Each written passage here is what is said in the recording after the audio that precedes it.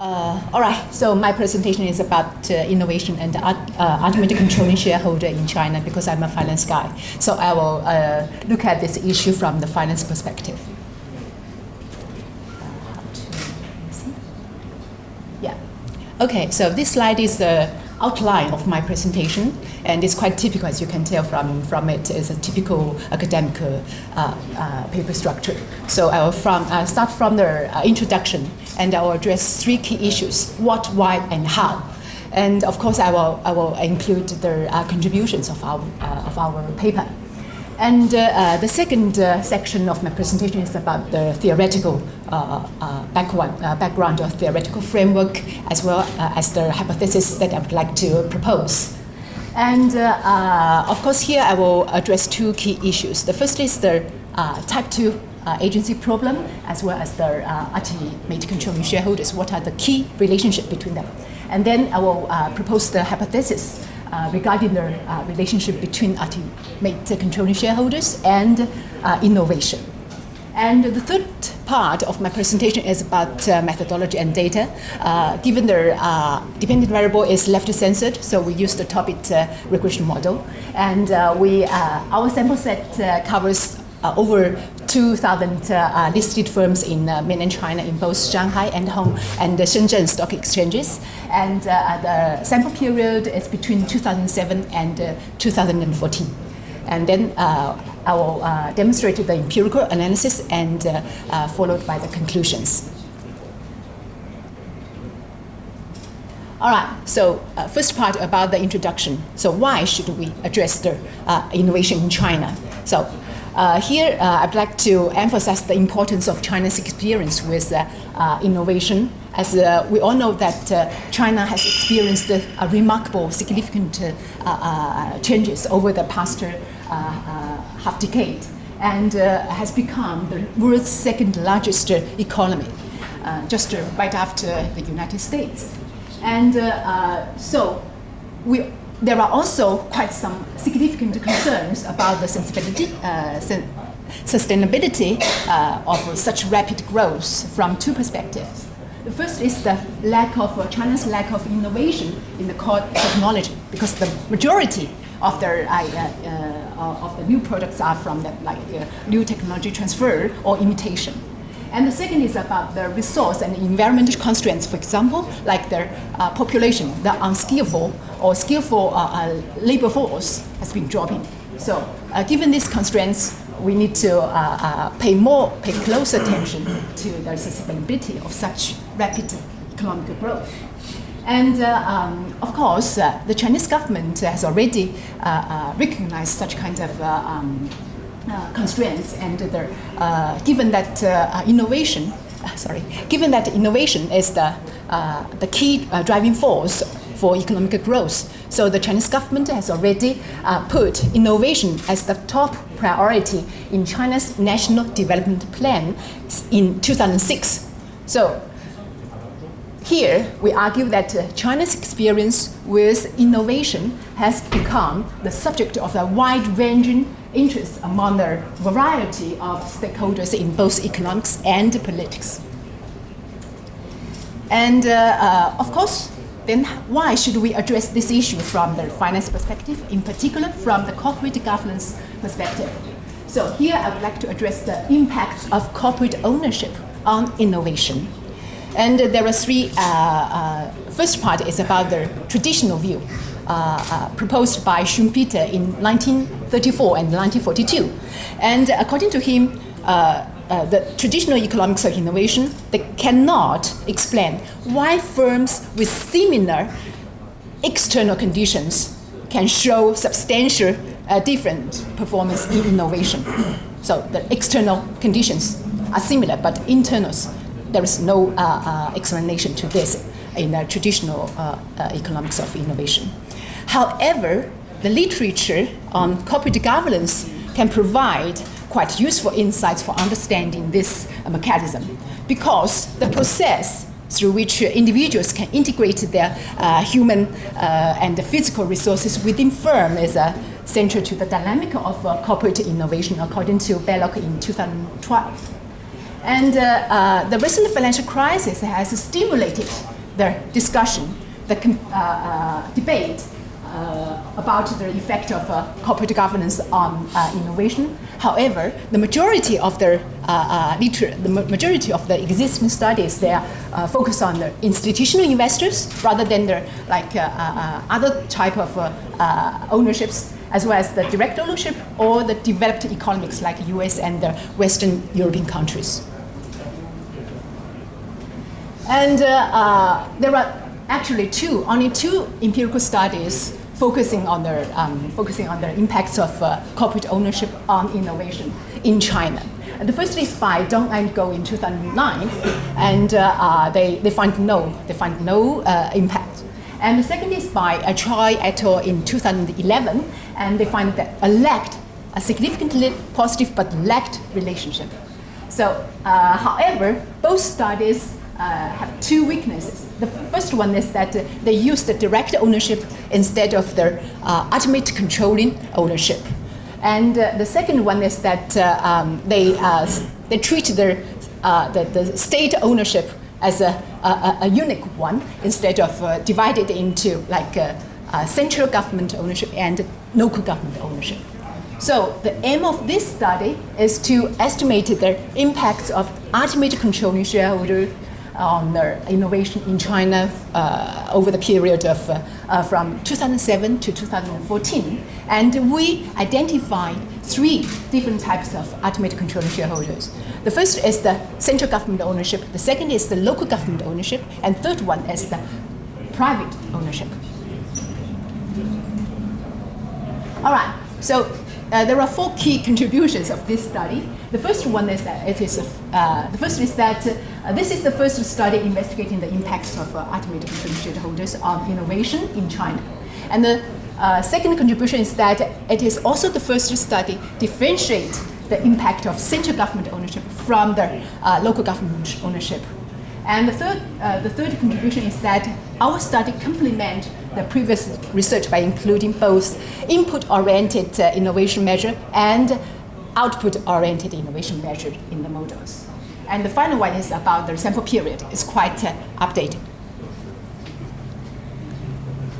And now I move to the theoretical background. As we all know that, so in the finance literature, because some of you might not be a finance guy, so in the finance literature there are two different types of agency problems. The first is the type 1, and the second is type 2. Type 1 focuses on the conflicts between the managers and the owners, and type 2 focuses on the conflicts between the majority shareholder and the minority shareholder.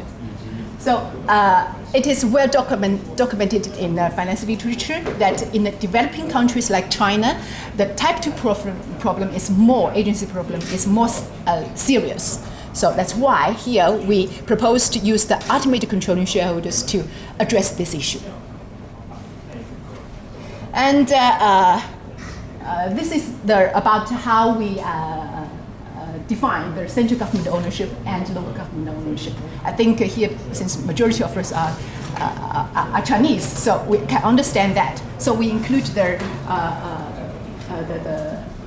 we call it the State Asset Administrative Bureau. Those firms under that, so it is they belong to the central government. Okay. And about innovation.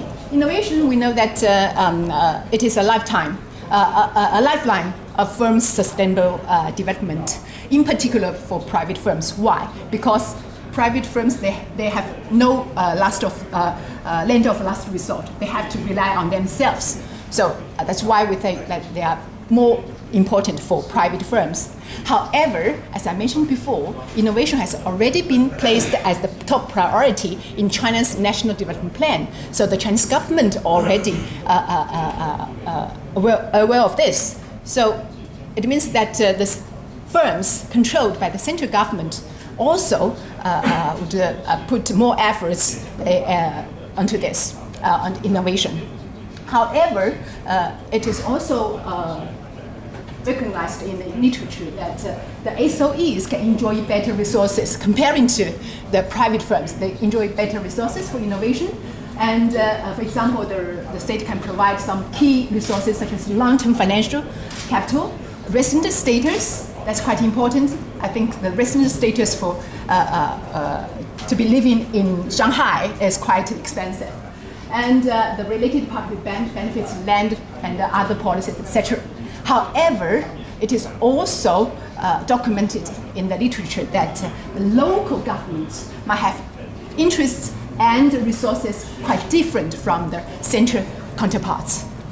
And to further elaborate the difference between the state and the private, here we quote the analysis from Belloc 2016. And according to him, he said that the state, as the motivated controlling shareholders, should favor firm innovation activity. Why? Because unlike the private firms, the state can impose some mandatory payments, for example, like taxes through which the innovative investments can be financed. Therefore, the state can finance basic and less applied research to a greater extent. So that's the advantage of the state ownership, one of the advantages of state ownership. And the second one is that the state is not a purely profit maximization entity, actually, in particular for the central government-owned state firms. So the state is able to engage with uncertainty to a certain extent. So the risk and return, we know that high risk, high return. And for private firms, the high risk will lead to some nowhere sometimes. But for the central government-owned firms, high risk, if it's no return, never mind, the government will bail them out. So that's why. And the third one is that the state, as the corporate owner, may also show a high capacity to lead knowledge networks. So that's why we have so many research institutes owned by the government, and it does have.